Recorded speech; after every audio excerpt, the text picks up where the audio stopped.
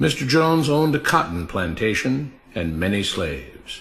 One day he was talking to the owner of the plantation next to his, and Mr. Jones was lamenting the fact that times were tough. He was having to work his slaves harder than ever, and was having trouble with some of them being disobedient or trying to run away. The other plantation owner said he knew someone who could help. Day 1.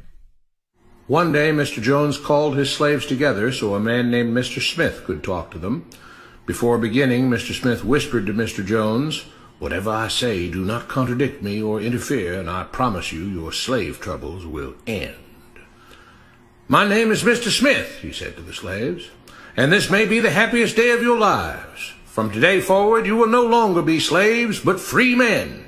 Mr. Jones was so shocked he started to step forward, but Mr. Smith gestured for him to remain silent. He did, only because the other plantation owner had spoken so highly of Mr. Smith's skills. "You are no longer the property of Mr. Jones," Mr. Smith continued. "You are free.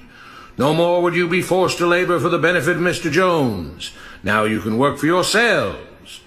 Now the slaves were all murmuring and looking at each other. Many were smiling, many were looking puzzled.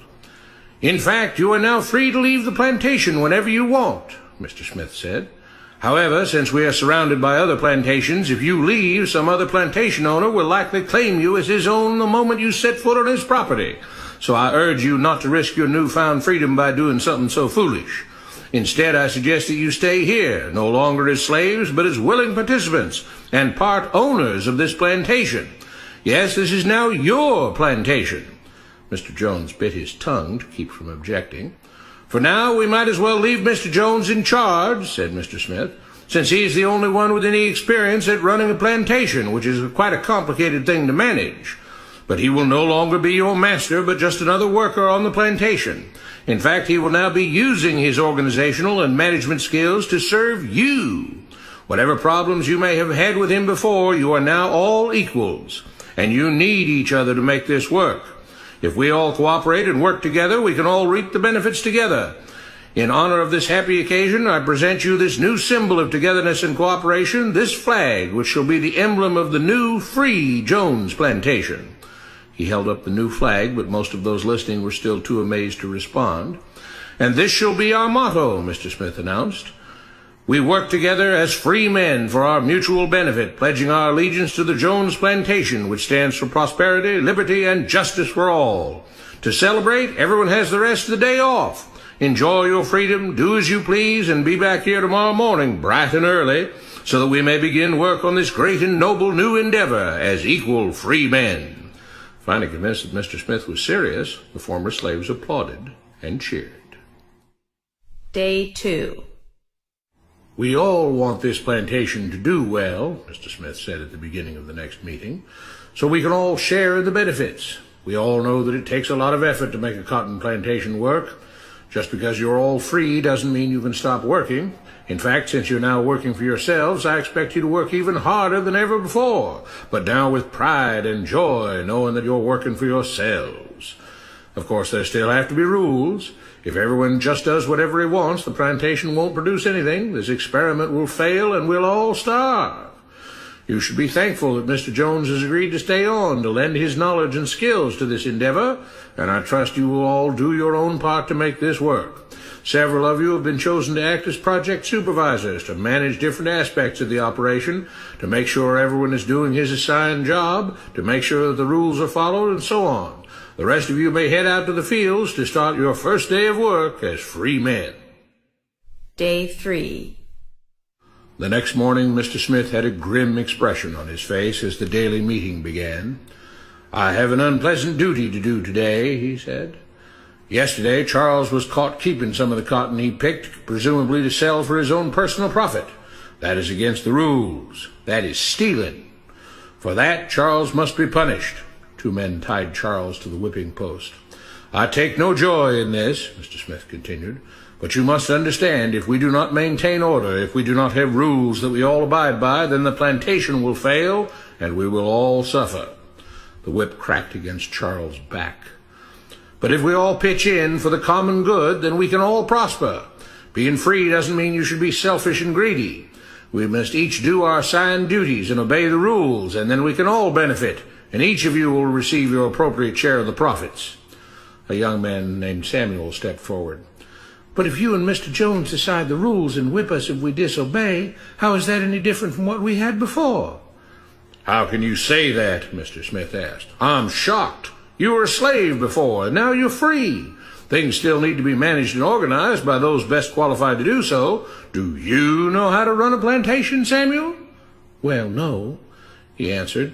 "But if we're free, why do we get no say in what the rules are and how things work?"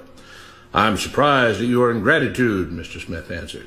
"None of you know how a plantation is run, so you're in no position to be making decisions about how things are done here.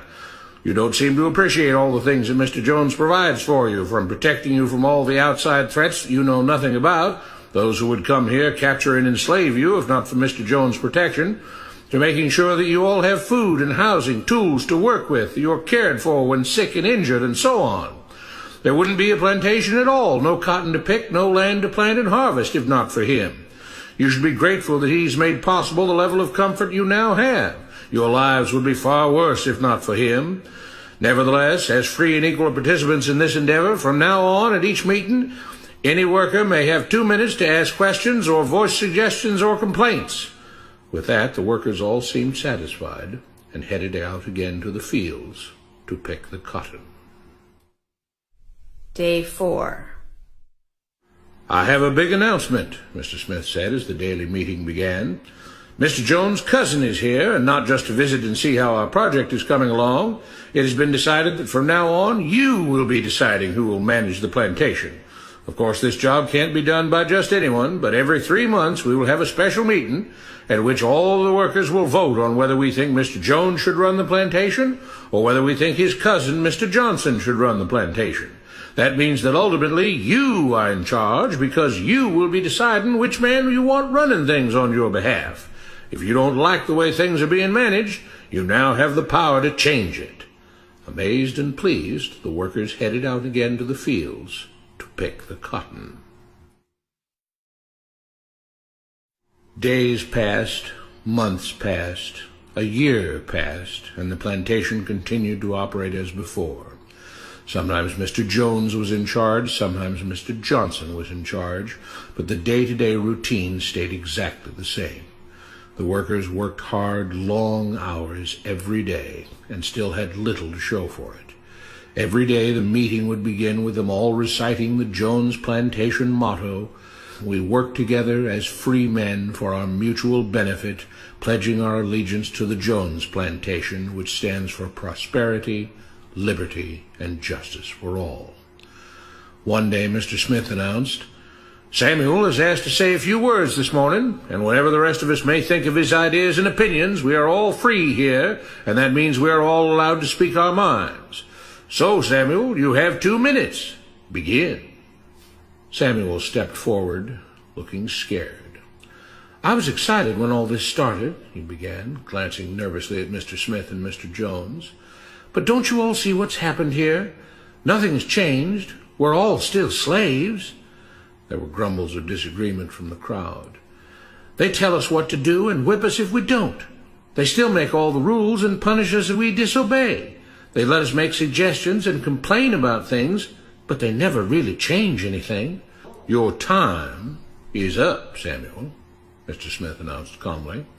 At his gesture, 2 supervisors grabbed Samuel by the arms and led him to the whipping post.